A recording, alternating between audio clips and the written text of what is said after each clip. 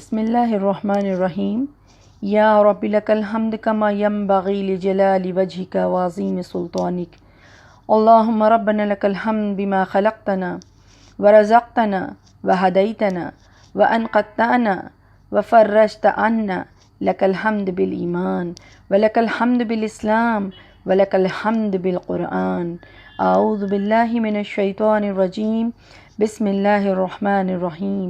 Rabbi इश्रह ली सदरी व यस्सिर ली अमरी वहलुल उक़्दतम मिन लिसानी यफ़क़हू क़ौली।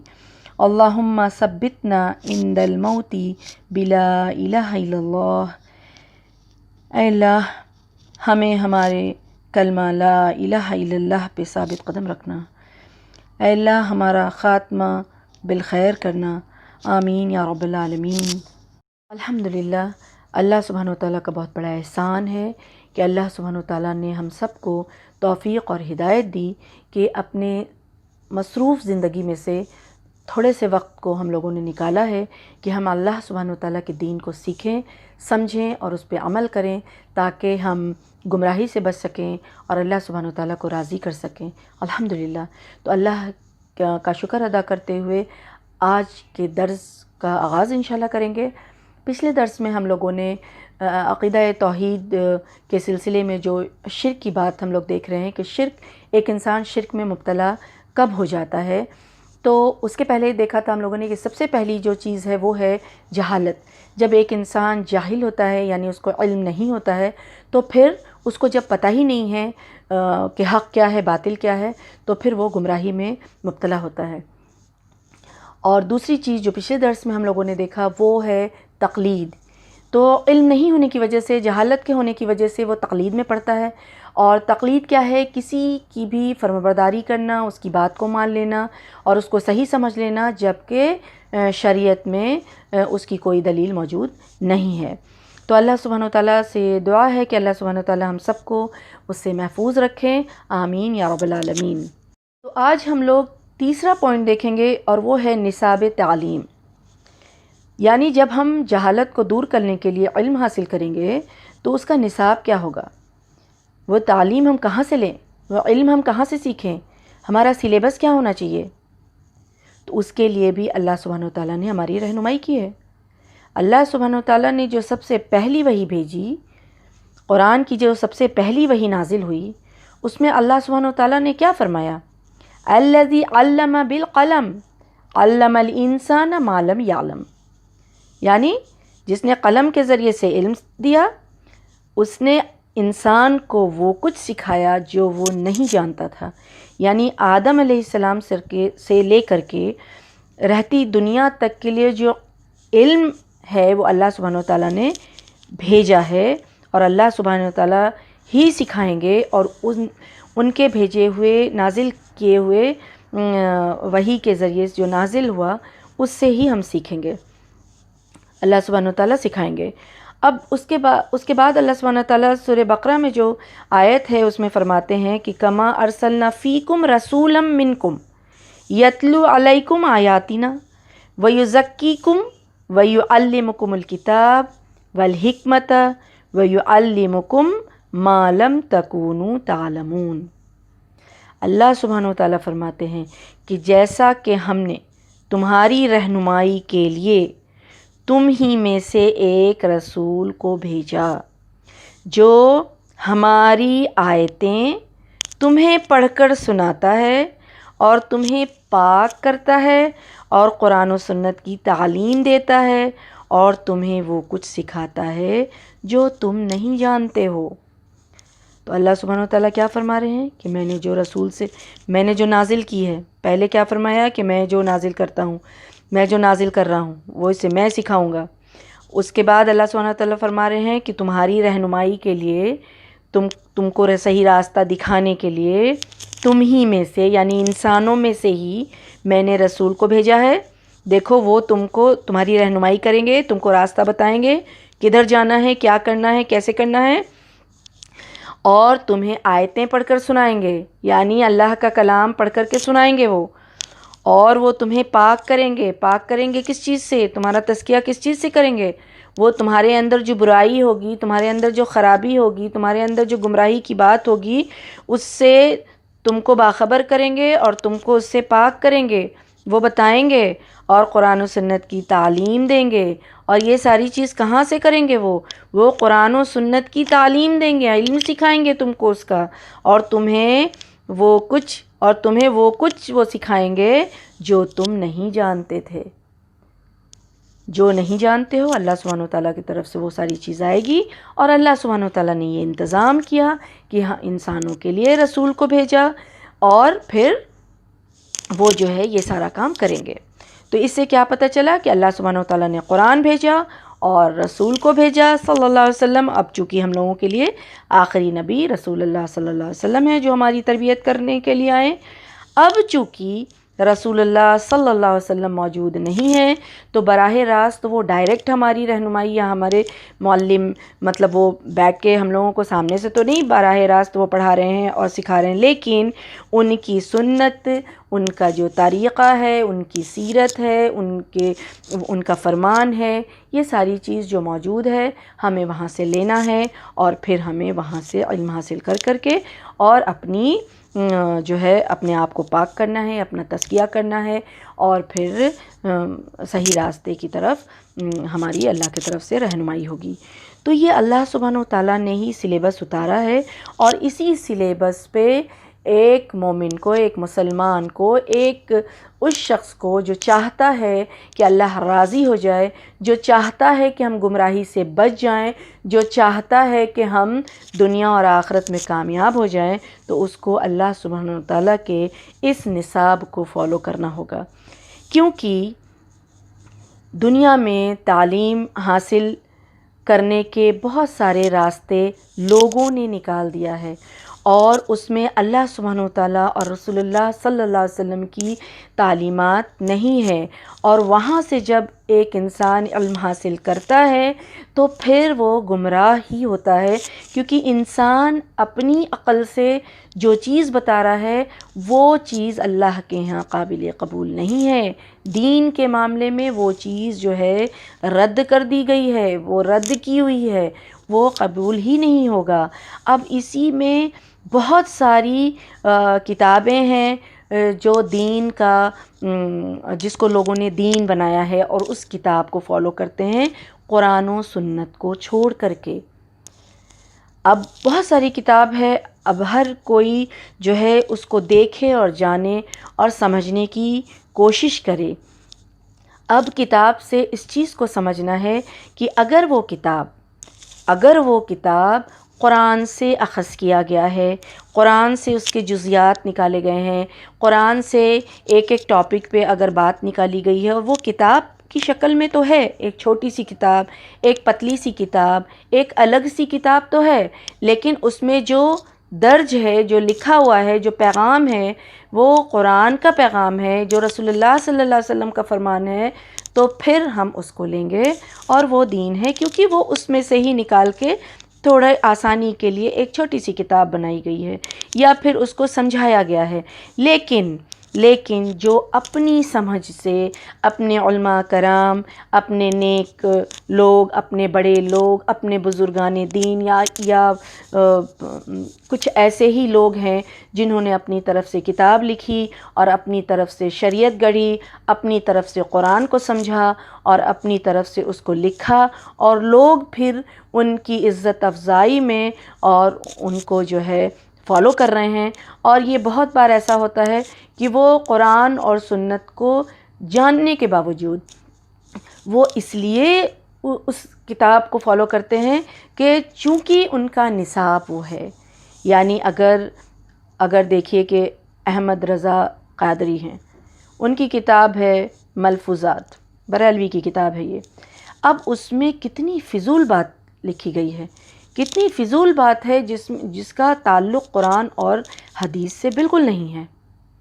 اسی طرح سے اہل تصوف ہوتے ہیں، ان کی کتاب ہے تاریخ تصوف، اس میں ایسی کتاب ہے کہ بس اللہ ان سب کو ہدایت دے اور ہم سب کو محفوظ رکھے۔ ان کے علماء نے اس میں جو بھی لکھ دیا ہے لوگ اس کو پڑھ رہے ہیں، جھوم رہے ہیں، اسی پہ فالو کر رہے ہیں اسی کو، اور پھر وہ گمراہی میں مبتلا ہیں۔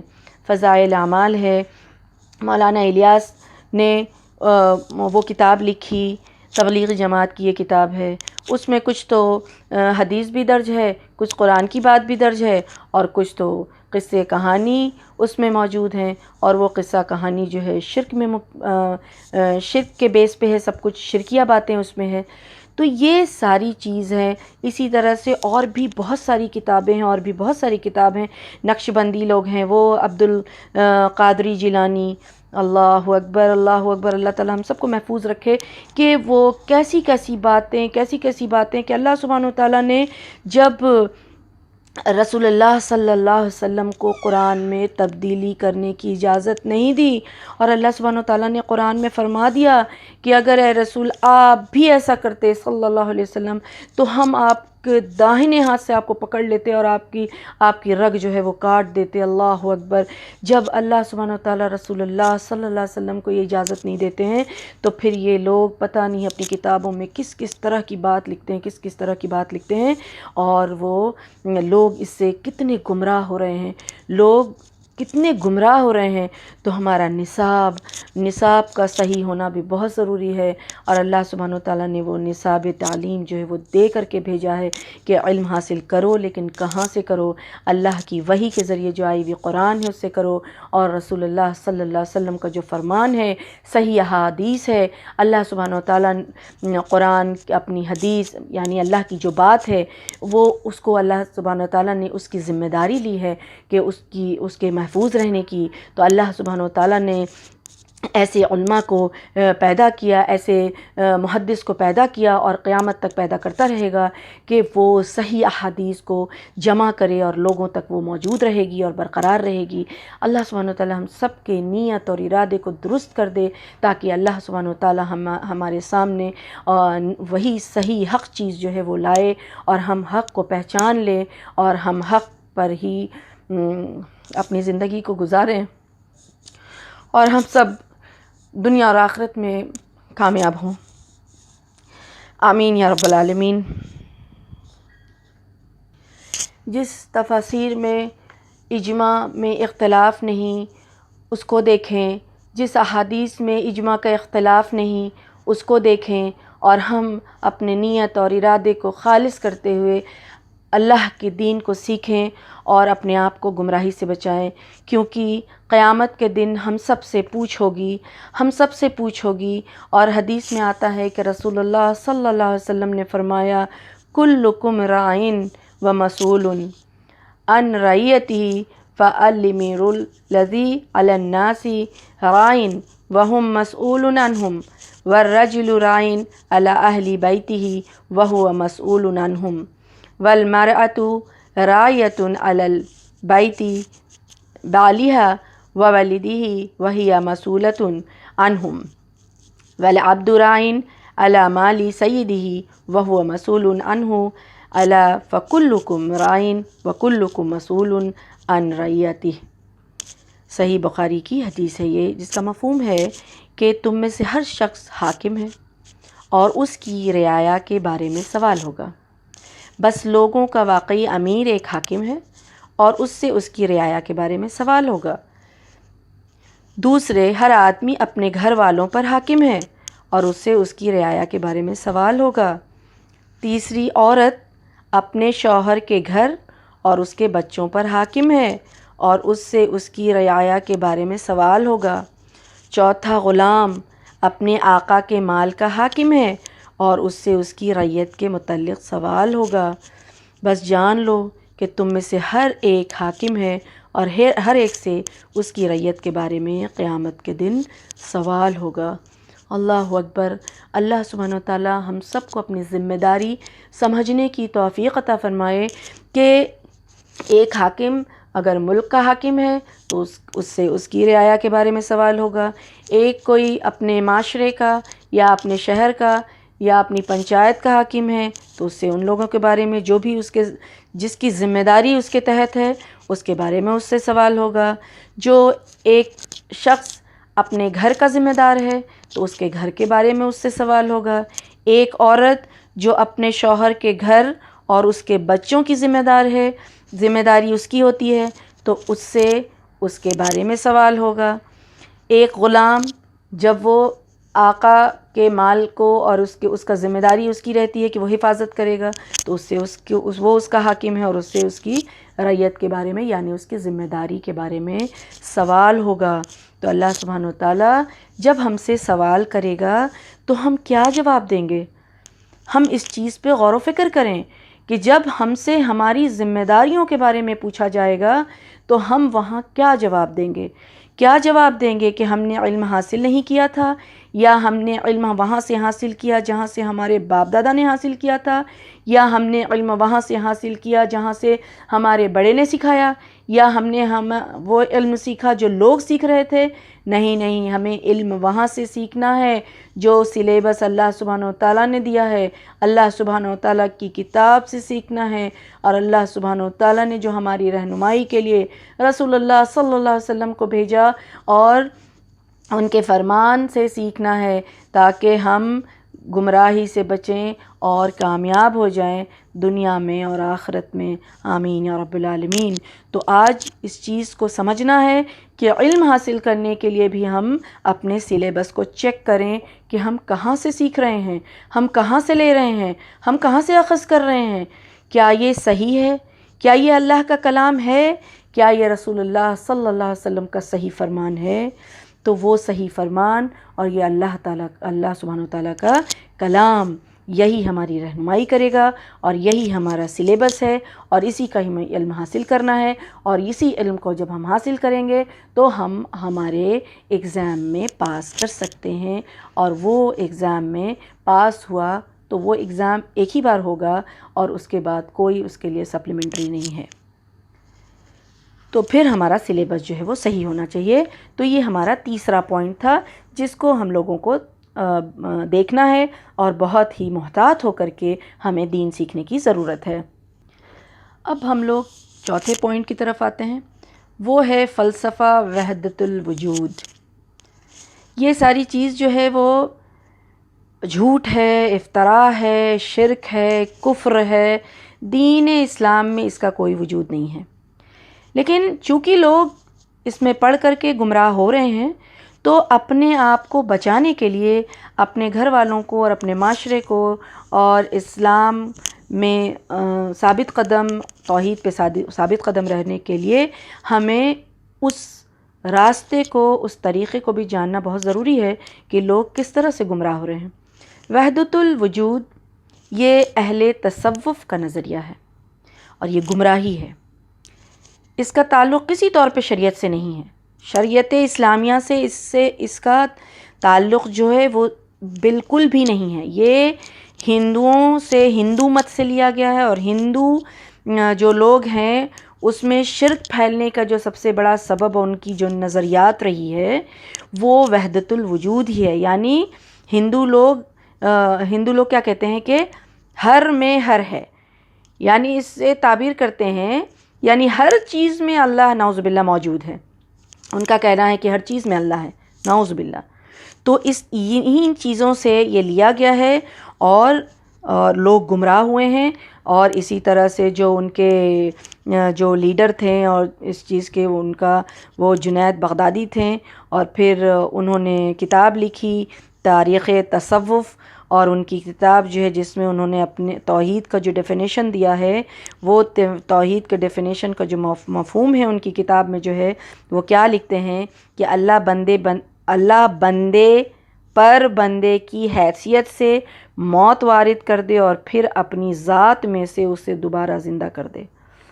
اور اس طرح کی ان کی بہت ساری ایسی بات ہے ان کی کتاب میں کہ بس اللہ سبحانہ تعالیٰ محفوظ رکھے. ان کی کتاب میں وہ فرماتے ہیں کہ اس نے 2 لفظوں میں ایک ایسا جملہ اپنی زبان سے ادا کیا، اور وہ کون؟ وہ ان کے شاگرد جنید بغدادی کے شاگرد حسین منصور بن حلاج. اس نے کیا کہا؟ اس نے کہا انا الحق، نعوذ باللہ. اس کے بعد پھر ان کے اور بھی بہت سارے تھے عبد الکریم جری، اس کے بعد ابن عربی، یہ سارے جو ہیں ان کو فالو کرتے کرتے اور پھر ان سب کا جو ہے اسی طرح کی ان کی بات رہی، اور وہ کتاب کو جو لیتے ہیں تاریخ تصوف، اس میں یہ منصور جو ہے وہ کیا لکھتا ہے کہ انا الحق، اس نے ان کی کتاب میں یہ درج ہے کہ وہ اپنے آپ کو حق کہنے لگا تھا، نعوذ باللہ، اور لوگوں کو، اپنے گھر والوں کو کہتا تھا کہ میرے سامنے سجدہ کرو، نعوذ باللہ نعوذ باللہ ثم نعوذ باللہ، کہ میرے اندر جو ہے وہ اللہ آ گیا ہے اور ہم اللہ ہیں، اور اس طرح کی بات، اللہ اکبر۔ تو یہ ساری چیزیں جو ہے، جیسے اب ابن عربی بھی اسی طرح کے باطل عقیدے کا جو حاملین تھا، اس نے اس کو فالو کیا اور اپنی پوری زندگی اس کی مطلب تبلیغ میں لگا دیا۔ یہ ساری تاریخ تصرف کی جو کتاب اور ان کا جو عقیدہ اور ان کی جو بات تھی، اس کی تبلیغ میں اس نے، ابن عربی نے اپنی پوری زندگی لگائی، اور اسی کے لیے وہ کوشش کرتا رہا کہ اس میں کامیاب ہوا۔ نتیجہ یہ نکلا کہ اکثر مسلمان اور لوگ جو ہیں اس میں بہہ نکلے، اس کو مانا، اس نے بہت کوشش کی، اور اس کی مشہور تصنف اس کی جو ہے وہ ہے فتوحات مکہ اور وحدت الوجود، جس کی حقیقت جو ہے وہ ایسی ہے کہ جیسے کہ اس نے کیا فرمایا ہے کہ پاک ہے وہ ذات جس نے اشیاء کو پیدا کیا اور خود عین اشیاء رہا، نعوذ باللہ۔ وہ کیا اس اپنی کتاب میں کیا لکھتا ہے کہ پاک ہے وہ ذات جس نے اشیاء کو، مطلب چیزوں کو پیدا کیا اور خود عین اشیاء رہا، یعنی اس میں خود رہا، موجود رہا ہر چیز میں۔ اب وہ چیز کوئی بھی چیز ہو، اس میں نعوذ باللہ اللہ سبحانہ وتعالیٰ موجود ہے، اس کا وہ کہنا ہے۔ پھر وہ یہ جو تصوف کے جو یہ شیخ اکبر کہلاتے ہیں، ان کے کفریہ عقیدے میں اس قدر جو ہے کفر پایا جاتا ہے کہ یہ فرماتے ہیں کہ یہ کتے اور سور ہی تو ہمارے الہ ہیں، نعوذ باللہ نعوذ باللہ ثم نعوذ باللہ۔ اللہ تو گرجے میں پادری بنا بیٹھا ہے، نعوذ باللہ من ذالک۔ مطلب ہر چیز کا مطلب ہر چیز میں ہے۔ اللہ سبحانہ تعالیٰ کے بارے میں اتنی جھوٹ گڑنا، اور قرآنی آیتوں کو بھی اس نے بدلا، اور بہت طرح کی اس طرح کی بات اس نے، عربی جو ہے ابن عربی جو اس نے اس بات کی جو تصریح کرتے ہوئے اس نے کہا کہ خالق اور مخلوق میں صرف شکل اور صورت کا فرق ہے، نعوذ باللہ۔ خالق اور مخلوق میں صرف شکل اور صورت کا فرق ہے، لیکن در حقیقت خالق اور مخلوق ایک ہی چیز ہے، نعوذ باللہ من ذالک۔ یہ ساری ان کی حولیہ افسن اور ان کی کتاب، بہت ساری اس طرح کی جو ان کی لٹریچر ہے، اس میں ان لوگوں نے یہ ساری چیزیں لکھی ہے، لوگ اس کو پڑھتے ہیں کہ اللہ کسی کا خالق نہیں، نعوذ باللہ نعوذ باللہ۔ ان کی کتاب میں کیا ہے، عقیدت وحدت الوجود کی ایک کتاب، اس میں لکھا ہوا ہے کہ اللہ کسی کا خالق نہیں، اس نے کسی کو کچھ نہیں دیا، کسی پر رحمت نہیں فرمائی، کسی کو ہدایت نہیں دی، کسی کو قسم کی کوئی نعمت، کسی کو کسی قسم کی نعمت جو ہے وہ نہیں عطا فرمائی ہے، کسی کو کوئی علم نہیں سکھایا ہے، کسی کے ذریعے نہ کسی چیز کو پہچان دی، نہ نفع دیا، نہ اس کو کوئی تکلیف پہنچائی، نہ عطا کیا، نہ منع کیا، نہ ہدایت دیا، نہ دلالت دیا، کیونکہ ہر چیز اللہ ہے، نعوذ باللہ۔ نہ کوئی عبد ہے جسے روزی دی جائے، نہ کوئی گمراہی ہے جسے ہدایت دی جائے، کیونکہ ہر چیز، نعوذ باللہ، ان کے یہاں ہر چیز جو ہے وہ اللہ ہے۔ اسی طرح سے یہ لوگ جو ہے رسالت اور انبیاء کے بھی منکر ہیں، کیونکہ رسول اللہ صلی اللہ علیہ وسلم ایک جو ہے وہ ہم بتاتے ہیں کہ رسول اللہ صلی اللہ علیہ وسلم کے بارے میں یہ جو ہے لوگ کیا عقیدہ رکھتے ہیں کہ ان میں سے کچھ ایسے بھی ہیں جو یہ گمان رکھتے ہیں کہ بے شک رسول اللہ صلی اللہ علیہ وسلم ان کے مرتبہ و حال تک نہیں پہنچ سکتے، کیونکہ وہ اہل تصوف کے مخصوص علوم سے نا واقف تھے، نعوذ باللہ۔ رسول اللہ صلی اللہ علیہ وسلم کے بارے میں یہ فرما رہے ہیں کہ اہل تصوف کے مخصوص علوم جو ہیں، ان کے علم کے بارے میں نعوذ باللہ رسول اللہ صلی اللہ علیہ وسلم جو ہے ان کو واقفیت نہیں تھی، اس لیے کہ اس کا کہنا ہے کہ ہر جو ہے مطلب ہم لوگ اپنے بارے میں، ان لوگ اپنے بارے میں کہہ رہے ہیں کہ ہم سمندر میں گھس گئے ہیں، مگر انبیاء اور رسل جو ہیں وہ ساحل پر ہی کھڑے رہ گئے۔ اللہ اکبر۔ ان کا کہنا ہے کہ ہم سمندر میں گھس گئے، یعنی ہم نے اتنا علم حاصل کیا کہ ہمارے اندر اللہ تعالیٰ نعوذ باللہ جو ہے وہ ہر چیز میں اللہ نظر آتے ہیں ان کو، تو پھر رسول اللہ صلی اللہ علیہ وسلم یا رسول جو ہیں وہ جو بھی جتنے بھی رسول تھے وہ ساحل پہ ہی کھڑے ہیں اور یہ سمندر میں چلے گئے ہیں، تو یہ مطلب وہ جو ہے انکار کرتے ہیں رسولوں کا بھی۔ تو خیر اس طرح کی بہت ساری چیزیں ہیں تو ان کا کہنا یہ روزہ کے بھی جو ہے وہ خلاف ہیں کہ روزہ کیوں رکھنا ہے، ہر چیز تو اللہ ہی ہے، تو نعوذ باللہ یعنی ان کا جو ہے اس طرح کا عقیدہ جو ہے وہ بالکل، یہ عقیدہ کیا ہے، یہ کفر ہے اور شریعت میں اس کی کوئی بھی جگہ نہیں ہے۔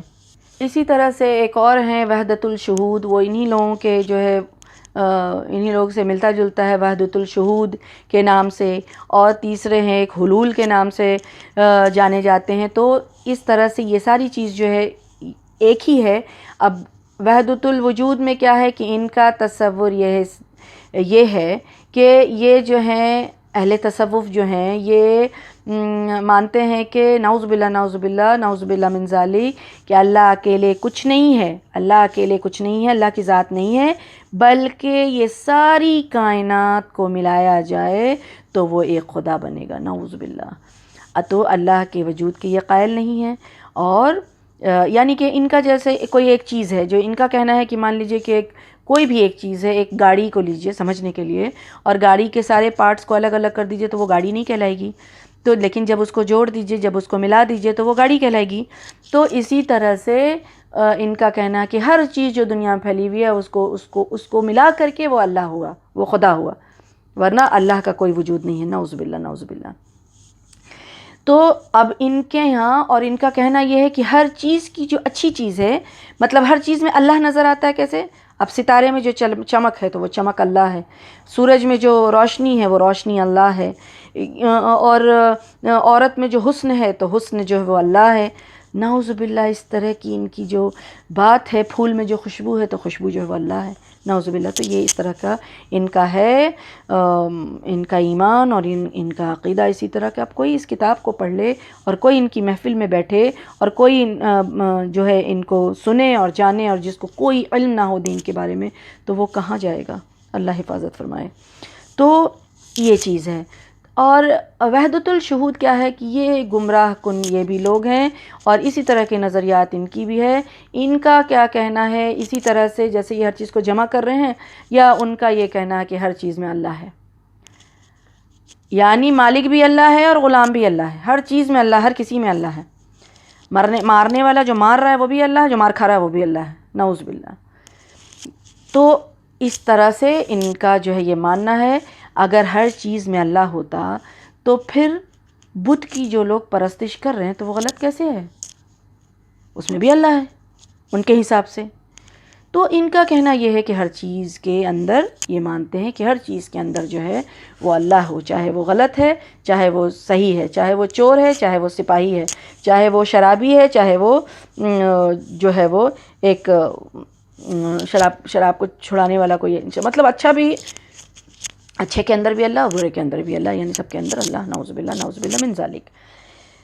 تو اللہ کے سوا کچھ نہیں، تو کوئی جنت میں پھر کیسے جائے گا؟ جنت اور جہنم کا بھی پھر انکار ہے، کیونکہ ان سب کچھ جب اللہ ہے تو پھر عبادت کوئی کس کی کرے گا؟ اور پھر تم کس کی عبادت کر رہے ہو؟ کہاں سے پھر کیا کر رہے ہو؟ کس طرح کا سوچ اور کس طرح کا دین ہے؟ یہ تو کچھ سب کچھ الٹا ہی الٹا ہے۔ یعنی جب اللہ کا کوئی ایسا تصور نہیں ہے، سب میں اللہ ہی داخل ہو گیا ہے اور اللہ ہی جو ہے سب کچھ ہے، تو پھر عبادت کون کس کی کرے گا؟ جنت اور جہنم پھر کس کے لیے ہے؟ تو یہ ساری چیز کا انکار ہے، اور بس اپنی دھن میں یہ لوگ جیے جا رہے ہیں۔ بس اللہ سبحانہ وتعالیٰ ان سب کی ہدایت فرمائے اور ان سب کو اللہ سبحانہ وتعالیٰ جو ہے وہ صحیح حق کی طرف رہنمائی کرے ان لوگوں کی، آمین یا رب العالمین۔ اور جو حق پہ ہیں اللہ سبحانہ وتعالیٰ ان کی حفاظت فرمائے، اور یہ ساری چیز جو ہے تو یہ ان کا فتنہ ہے۔ اچھا، حلول کیا ہے کہ کوئی ان کے اندر کیا ہے کہ کوئی اگر خوب عبادت کرے، یہ ساری چیز ایک ہی ہے، کہیں آپ کچھ دیکھیں گے ان کے بارے میں، کہیں ایک ہی نام سے سب دیکھیں گے، کہیں الگ الگ نام سے دیکھیں گے، یہ سارے جو ہیں ایک ہی ہیں۔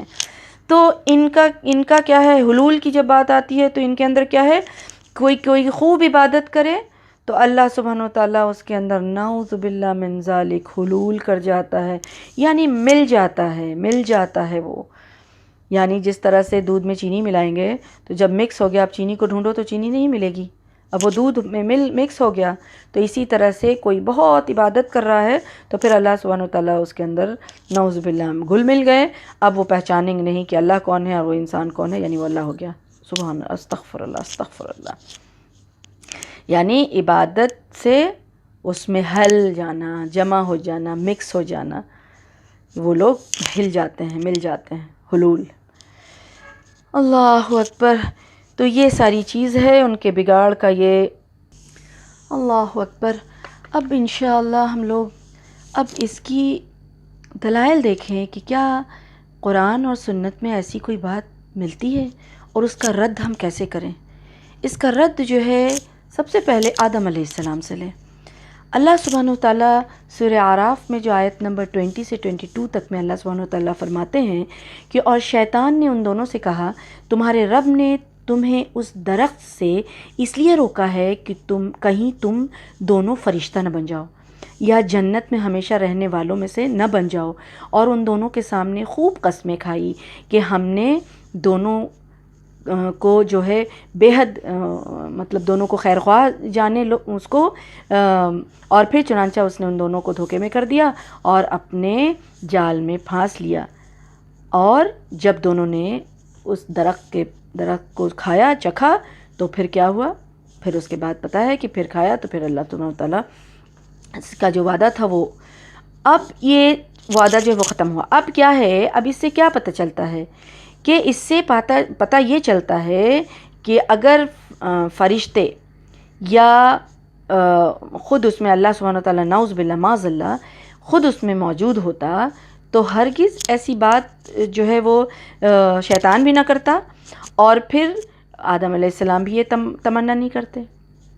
تو کس طرح کی یہ بات ہے کہ جس کے اندر اللہ سبحانہ وتعالیٰ خود موجود ہو، پھر وہ کیسے یہ خواہش کرے گا کہ وہ فرشتہ بن جائے؟ تو یہ اس کا رد ہے۔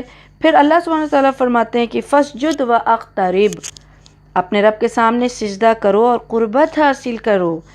تو یہ کیا ہے، اللہ اگر کوئی انسان کے اندر نعوذ باللہ اللہ سبحانہ وتعالیٰ ہوتا تو یہ کو حکم پھر کس لیے دیا جاتا، سجدہ کرنے کی حکم کہ سجدہ کرو اور پھر آؤ، جبکہ اللہ اس کے اندر موجود ہے تو پھر اس طرح کی کوئی بات ہی نہیں ہوتی۔